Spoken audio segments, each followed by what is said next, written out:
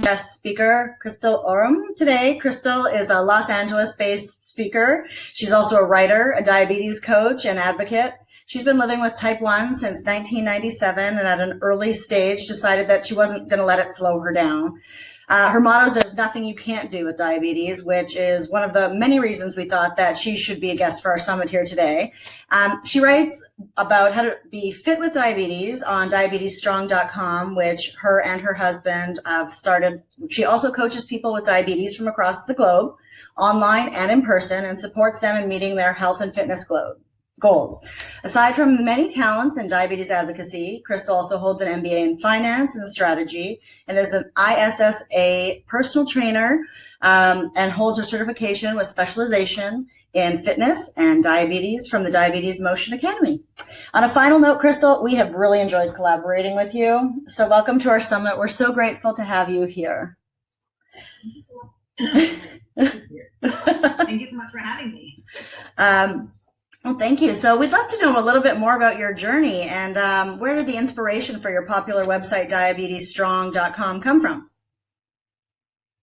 So it all started back when I moved to California. So I moved to California, Santa Monica specifically in 2009, so 10 years ago.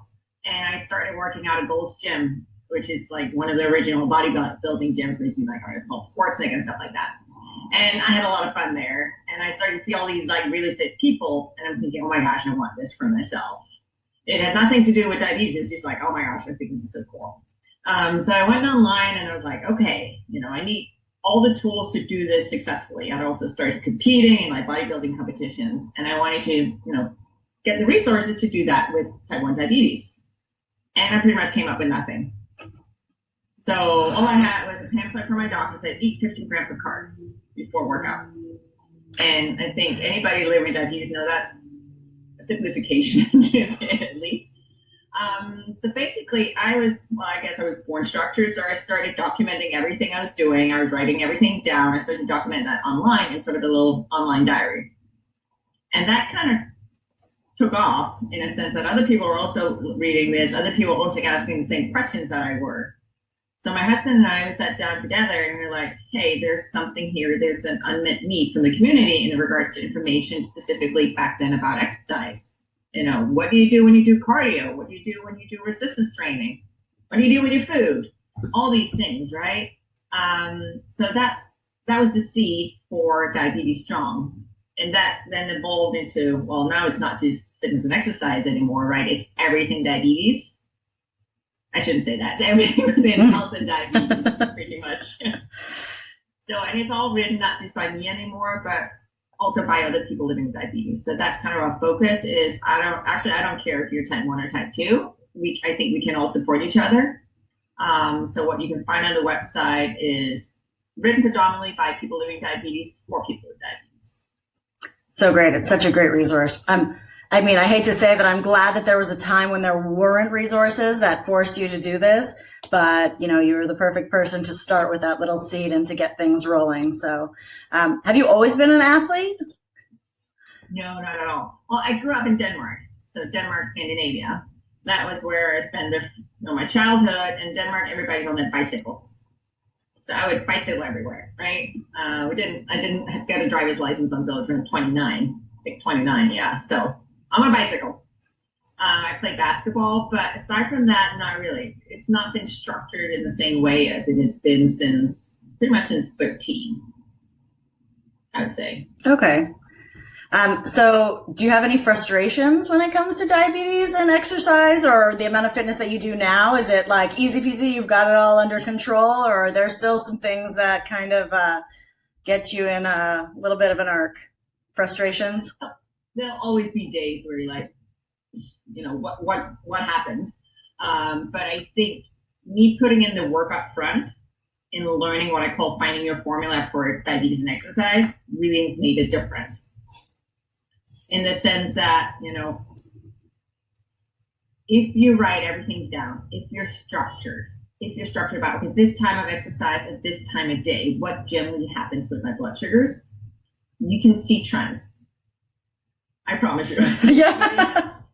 No, I don't think that that's a really interesting way to look at it about different times of day. I didn't even realize that exercising at different times of day could have different trends. Sorry, continue. That's really interesting. No.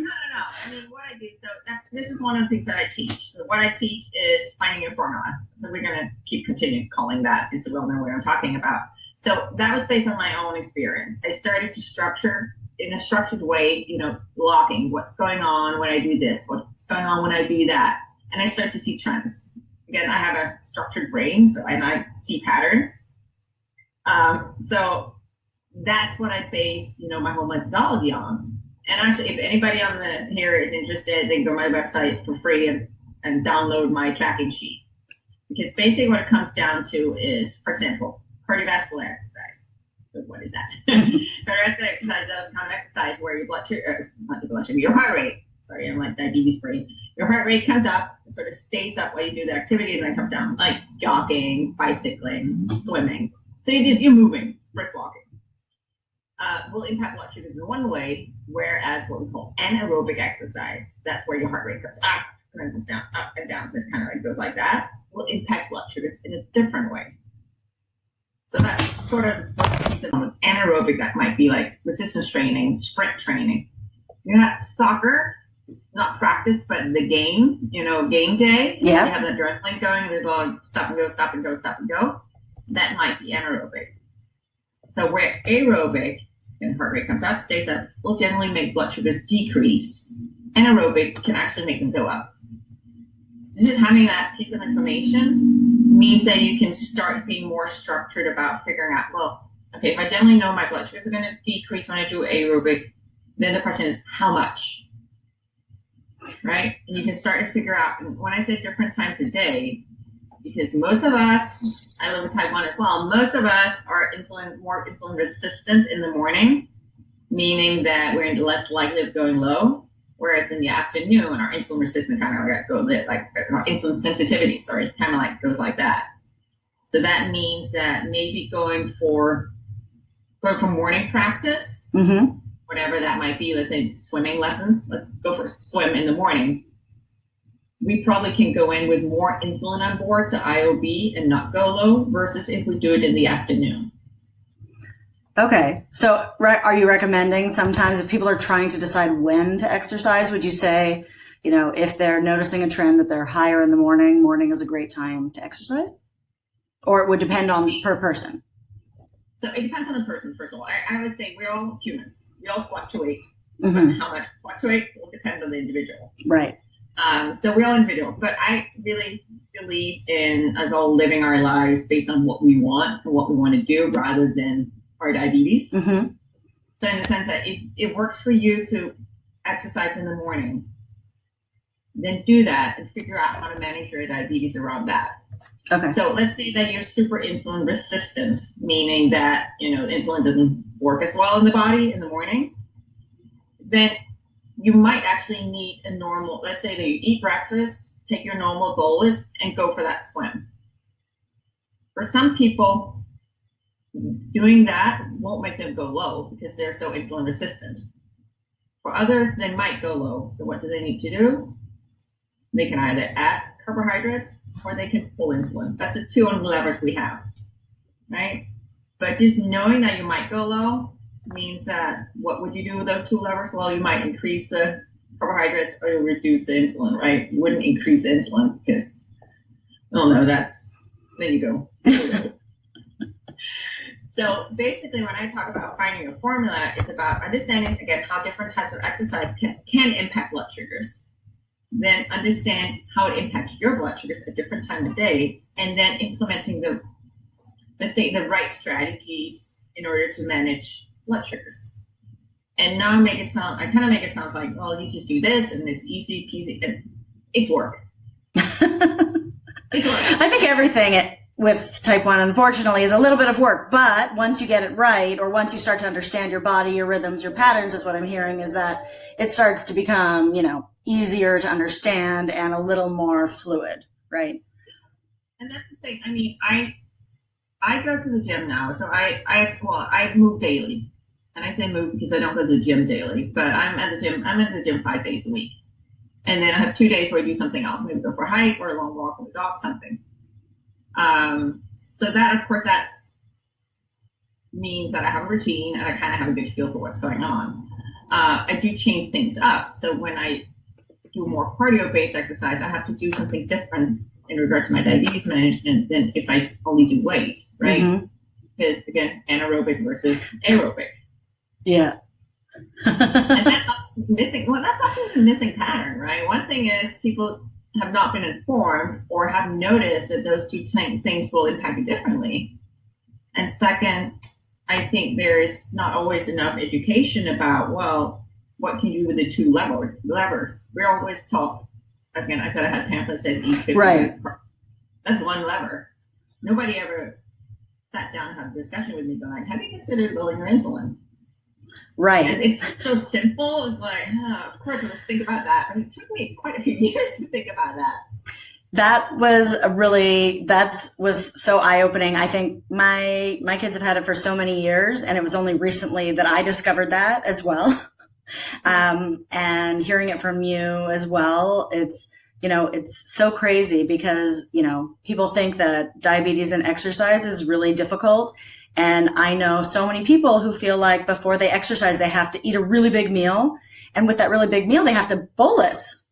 And so, but then they're giving themselves more insulin. And then when you're exercising with a lot of insulin on board, then you're putting yourself at risk to go low because naturally you're thinking that, you just naturally think that, exercise is going to make you go low because you're burning the energy. But if you have that much insulin on board, then what happens? You're definitely, it all seemed really complicated. And then when you actually just simplified it, I hope that everybody else is hearing the simplified version rather than me complicating it the way that I just did. So, so again, if you want to explain it, sort of the really simplified basic version, of exercising and of insulin and food for people when it comes to diabetes and exercise. Could you just sort of clarify and one more time and just sort of say, sort of like the bottom line of what was that key? What was that thing that made sense? What was that magic, thing that really turned the switch and you're like, aha. I think for me, it was two things. It was understanding the different types of exercise. Mm-hmm. And then it was understanding how much IOB, so active insulin on board, to have on board for different kinds of exercise. I would say if people walk away with one thing, it'd be focus on your IOB or on your kid's IOB.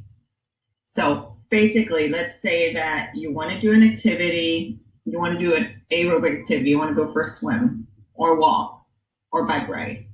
Then you might want to consider lowering your IOB to not experience low blood sugar, to reduce the risk of low blood sugar. I always say reduce the risk because we can never eliminate it.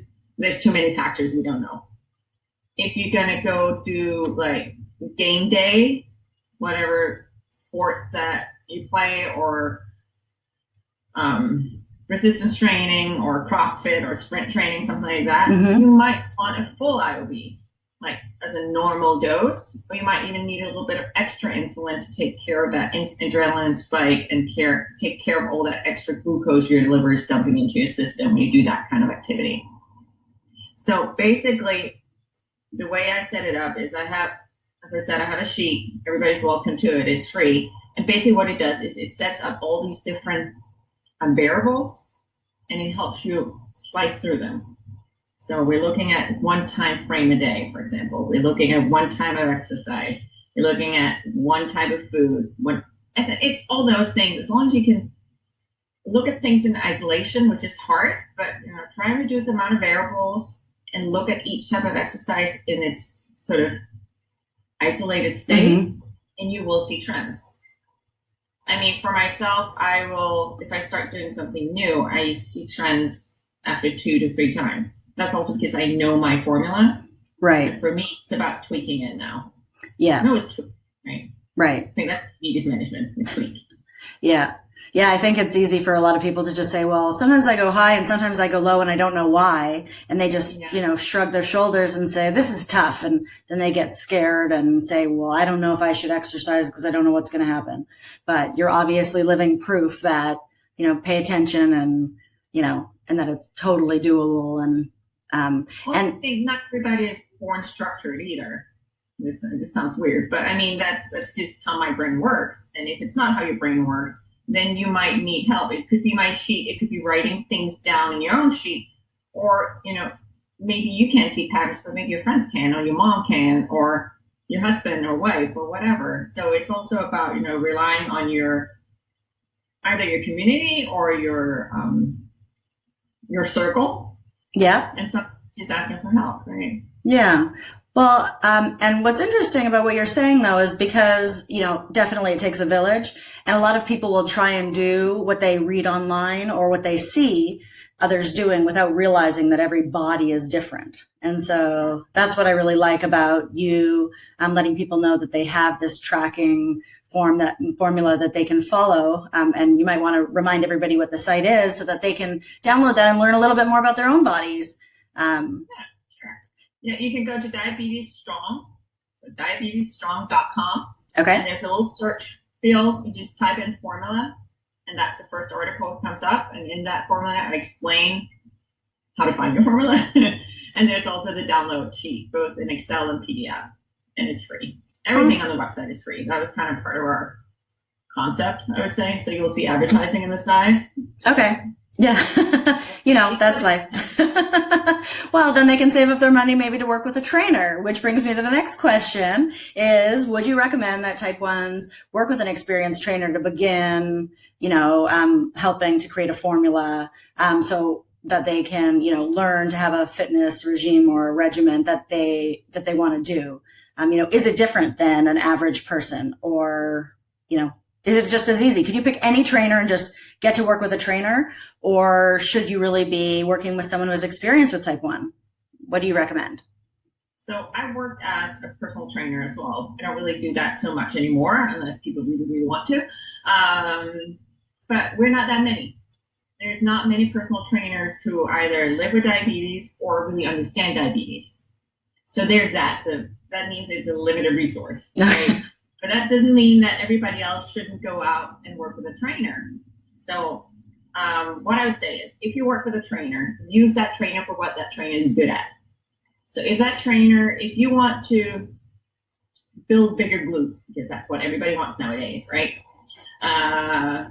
Work with a trainer who can help you build those glutes, and then you focus on finding your formula on the side. I would say if you work with a trainer that specializes in that, you need to be the specialist in your diabetes care. And if you can't figure out, or if you have a hard time figuring out how to find your formula by yourself, then hire a coach to help you find it. And we're a few who does that, but of course not. Again, limited resources. Right. Well, that's what I was going to say. Well, what are your thoughts on workout apps with instructors online? So online apps, are those any easier or better to find? What are your thoughts on those? As far as I know, there's only one. And okay. You and I actually talked about that at one point because I developed a program for it. It's called Glucose Zone. And they do have online training specifically for people living with diabetes. So they focus in on, how will this kind of workout impact your blood sugar? So if you want something structured in like an app format, so not in one-on-one in-person format, it's a really good option because trainers will make you aware, okay, this kind of exercise I'm doing right now might make your blood sugars drop. When I did a lot of resistance training in that program I developed. It's called Stronger. It's a 12-week program. And basically what I was talking about there was, well, this type of exercise might not make your blood sugar drop right now, but it might increase your insulin sensitivity. That's hard to say. Insulin sensitivity over the next 24 hours. So you need to be aware of, potential lows in those 24 hours and maybe you, want to have a look at your insulin. Right. So just working, basically get more tips, get more insights. Okay. So I think it's a good start. So if you're nervous or a little bit uncomfortable and need a little bit of support, but maybe not the one-on-one support that you get with a personal trainer, I think it's a great starting option. I would say if you've already been doing workouts for a while and you only want to hone in on your specific formula, probably the cheapest would be go to my website. But another one would be, see if you can find somebody locally. Right. Or online.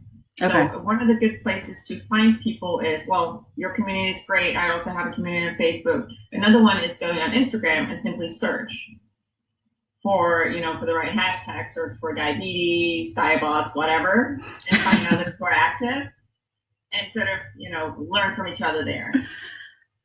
Okay, that's great. I haven't actually looked up the hashtag diabods before. That might be homework for later. Some other ones, but I don't feel like it. Yeah, I was like, we might save those for our collaboration later. So actually we were talking a little bit before the call on your system for cracking the code. Can you explain to everybody else with diabetes and exercise and how you crack the code when, with hard and frustrating systems for people who are trying to find exercise and making it work for them with their diabetes? Yeah.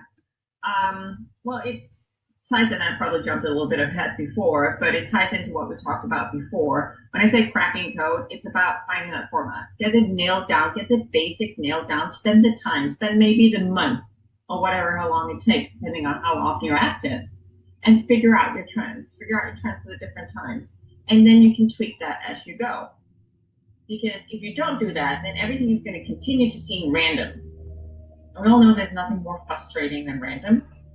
And I would say, there's, in my belief, there's nothing that's random, but we don't have full information. Right. And when you don't have full information, then things tend to seem random. So that's when I talk about, limit the amount of variables. Do your tracking. When you've done that, then sit down and do the analysis. We tend to be really good at planning ahead, but maybe not always to sit back and look at our data. So if you have a CGM, a continued glucose monitor, that for sure makes life easier because it's easier to go back. But also, tracking what did you eat before, after your workouts? How much insulin did you take? How much insulin was actually active during your workout?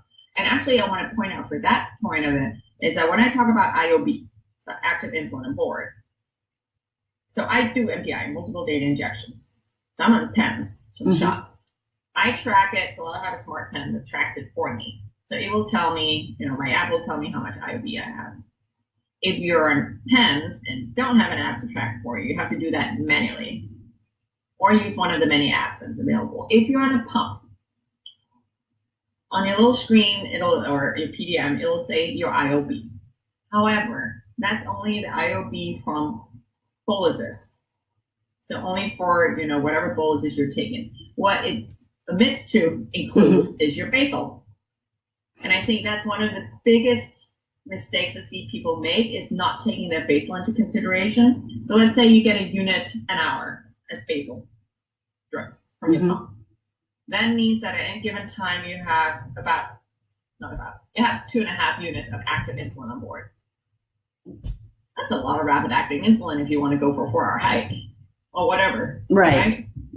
Especially if you have sensitivity to insulin. Exactly. Yeah. So it's one of those things, whenever I mention that, when I'm out doing speaking engagements or working with people, and I never thought about that. I don't know why we don't talk about it more in the community. So I'm throwing it out there. Take your basal into consideration because, of course, that insulin is also going to be impacted by the activities that you do. I'd say for people on MDI, it's a little different because basal insulin doesn't get impacted in the same way as rapid acting insulin. Okay. So, two different scenarios. Yeah. Well, and you're not paid or plugging them, but I think it's really important for people out there who have maybe never heard about what you're talking about. Can you actually just repeat the name of the pen that you're using on MDI that is giving you the information? Because a lot of people don't know because their doctors don't tell them about it, so they can go to their doctor and ask them about the latest. So could you share the name of it again? So I'll show you my pancreas. So this is a smart pen, and it's called an InPen, IN pen. It's for companion medical. Basically, whenever I take a dose, it will Bluetooth the amount I took to an app on my phone. Genius. And it's pretty darn neat. It does the same things that the bolus calculators does. So it helps me calculate my doses, and it keeps track of IOB. And it has reporting, so I can just export it all straight to my doctor if I want to. Okay, so it's a pump without the tube and the set, basically. Exactly. But only with half unit increments. That's the smallest. Okay. Yeah. Okay, well, that's great. Thank you for sharing that part. I just thought, we have so many people tuning into this, and not everybody has equal access and doctors that are as attuned to what's latest and greatest on the market. And so, it's our job to share this information so people can find out about it. I should say it's only available in the U.S. at this point. Okay. That's good to know too. Speaking about only available in the U.S., you grew up in Denmark, you said, and you moved to the United States in 2009. What was your experience managing diabetes in two different countries? That's a good question. So I was diagnosed in 97, right? At 19, grew up in Denmark in a healthcare system that pays for a little bit more. I mean, I still had co-pays and all that. And I do remember being a poor student, not really being able to afford my insulin because the upfront co-pays were more than I could that month. But I do find that each system has their own benefits and downsides for sure. I find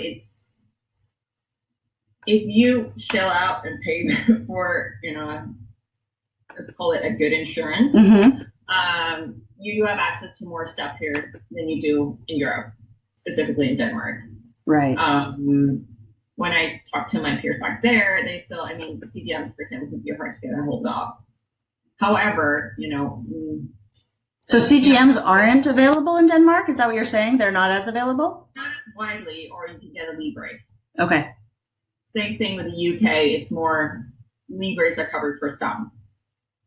So it also depends on where you live in the country and all that good stuff. Right. But I find that, in 2015, when I left my corporate job here in the US and started I've been working on Diabetes Strong full time ever since, right? All of a sudden having to go out to the marketplace and buy my insurance, that was scary and that was confusing, and it's so hard to figure out. You need to have an advanced degree to be able to understand, what does that cover? What does that cover? What about the co-pays? But what if that happened and all of that? So I find it to be, specifically the US system, it can be very complicated. Mm-hmm. It breaks my heart when I hear people can't afford insulin. And I'm a citizen now. I should mention that as well. It's awesome. And I love living here. I love this is home. But, I'm looking forward to hopefully seeing some changes where we can get better access to care. Because we have we have the best care here. Not everybody has access to it, though. Right. And some of the other speakers' sessions we have talked about, and we do have a speaker that is going to be talking about actually insulin pricing and how, what's going on in the States. But also we have given some leads, and on our resource page, we will be talking about how we do have a connection at a pharmacy that is a legitimate and totally legal way for people to order insulin from Canada for 80% off with a prescription from the United States to help those who don't have medical with a special code for people who are attending our summit to help them out, just because we feel that obviously everybody is important, and our lives are just as important. The cost of insulin is such it's maddening and saddening at the same time that they put a cost on lives. So I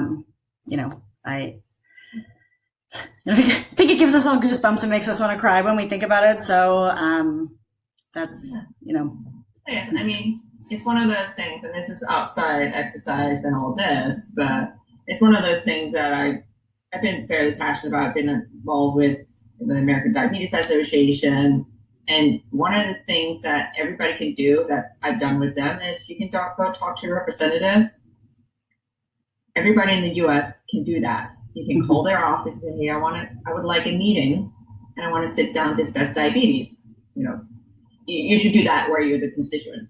So it is the most helpful. Yeah, it does. Every voice makes a difference and has impact for sure. Yeah, it really does. And I found, okay, the ones I talk to have also been very, open to my message. But it does help.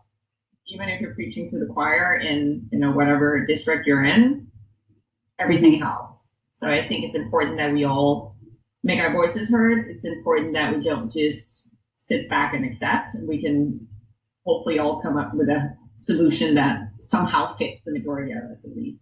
Yeah, definitely. Well, I hate to jump back into the topic that we were covering because it seems to go, from so serious back to exercise, but I feel like that's what what our topic is today.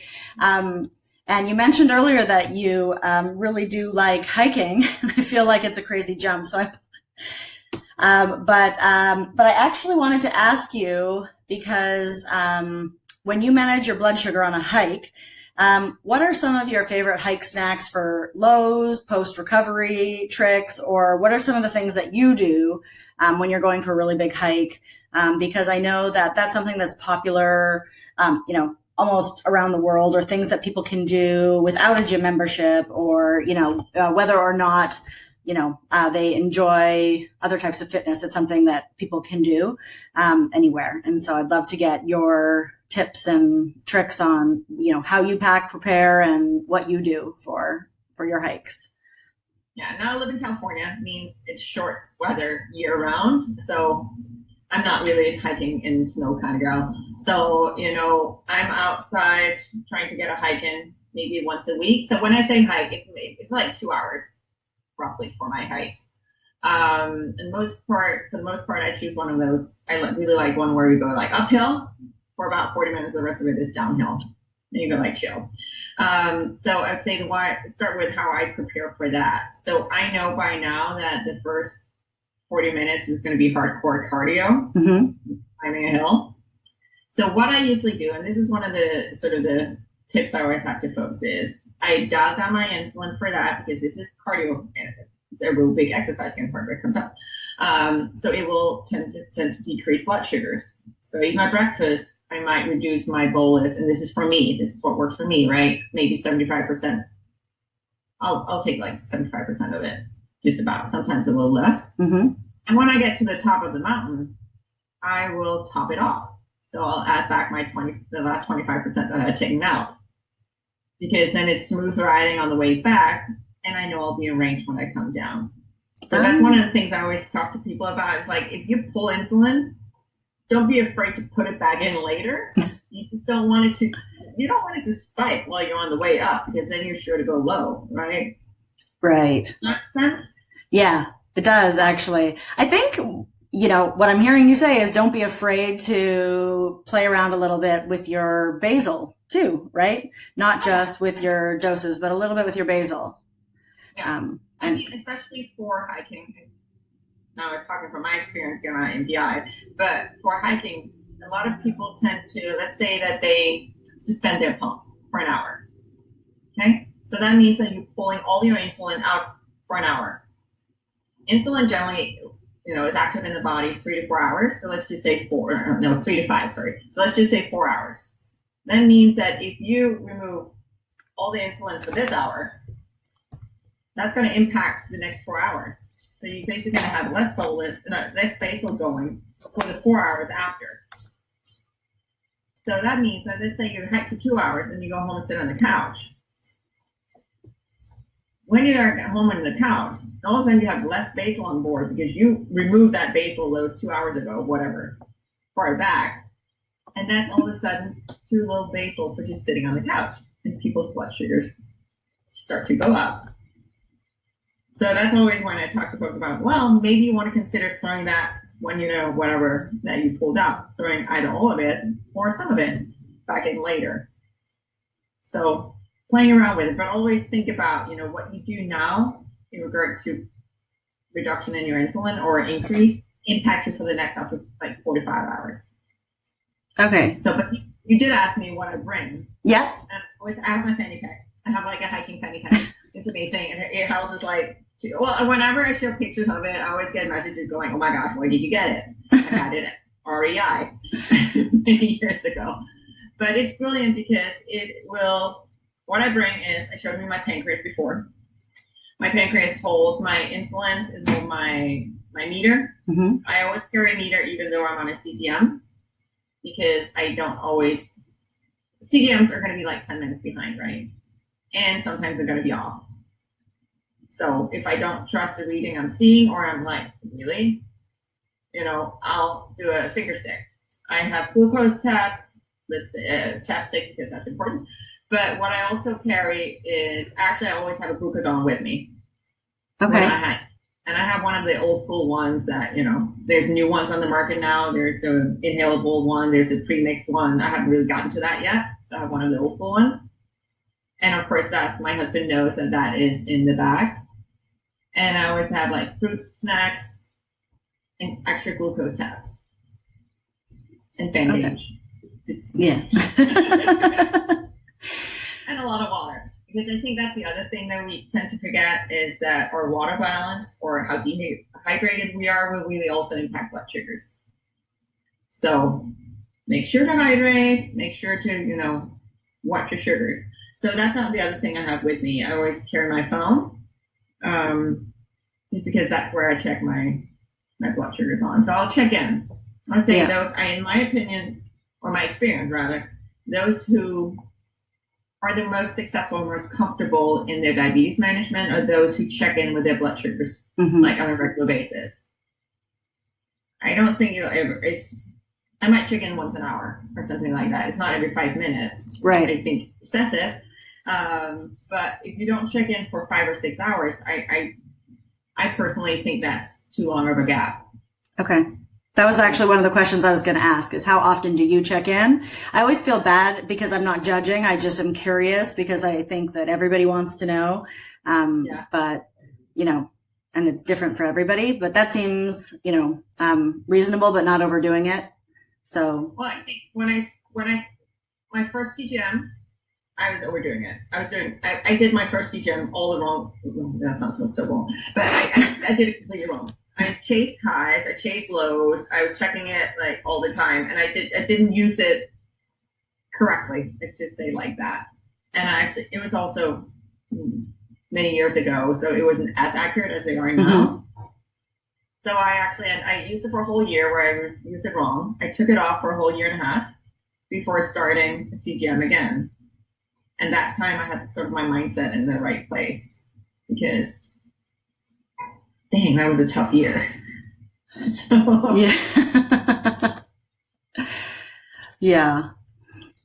Well, and we've been talking for a while, so we'll wrap it up. But talking about a tough year, I know that New Year's is around the corner, and everybody is always thinking about New Year's resolutions and sticking to them, and healthy diets and regular workouts.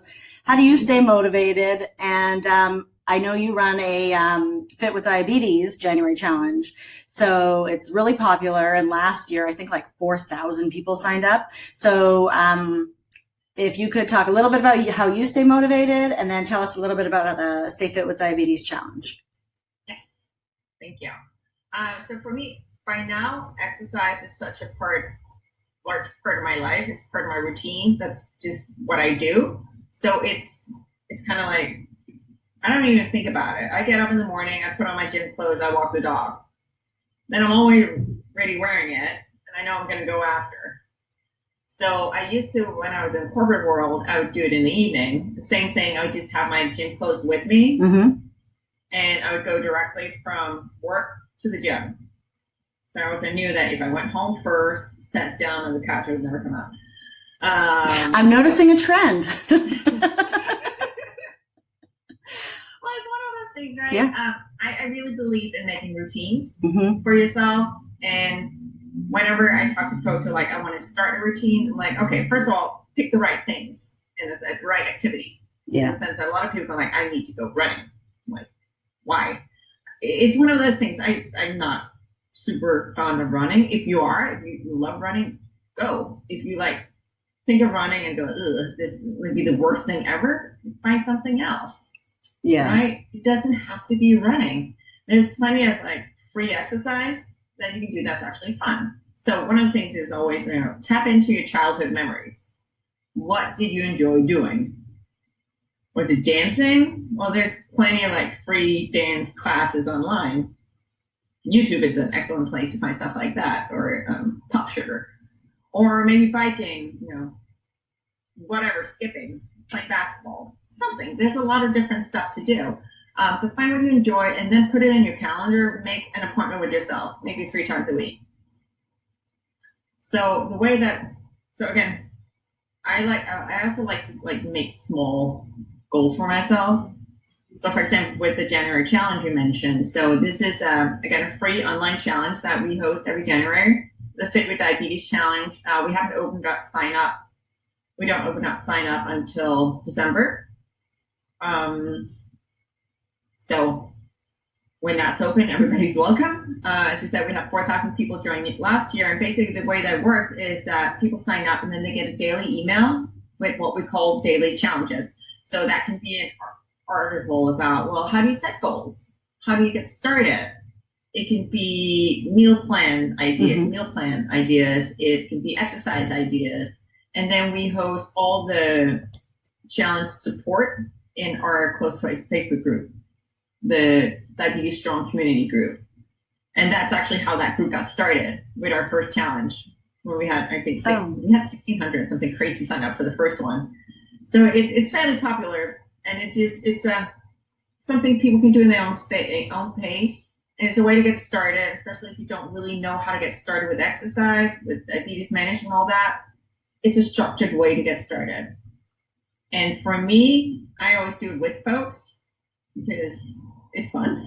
Yeah, I was going to say, it sounds like a family affair to me. I think like my whole family of 4, we should do it together. Oh, yeah, please do. Yeah, I mean, we do have that. And it's funny because I do some of the workout videos, which I just post on the website. And some of them, my dog is sitting there looking at me, or she's sleeping behind me. And people literally write me going, oh my God, your dog is so cute. And they get a kick out of it. And so my husband only want to join when the dog is there. So it is fun. And it's one of them. So we happen to ask if we would do more throughout the year, but it's a big affair. It's like 4-week thing. Mm-hmm. So currently we're only doing one a year.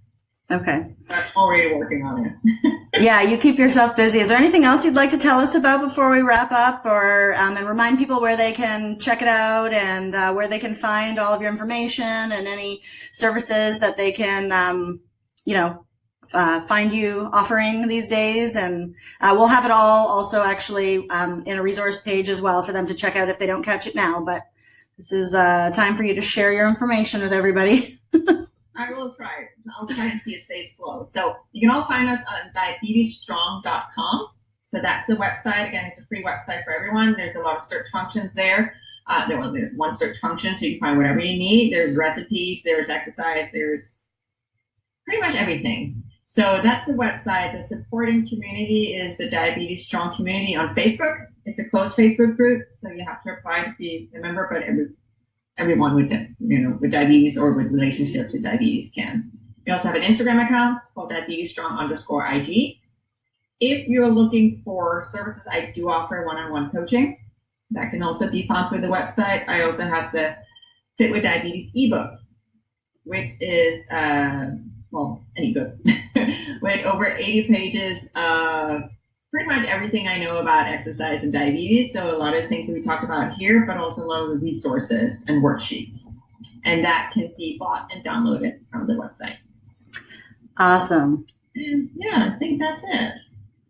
All right. Well, we'll make sure to add anything else after if we have any afterthoughts. But thank you so much for joining us. We really appreciate you being here today. And thank you, everybody, for joining the Type 1 Summit, Diabetes and Me. Thank you so much. And we'll see you guys at the next speaker.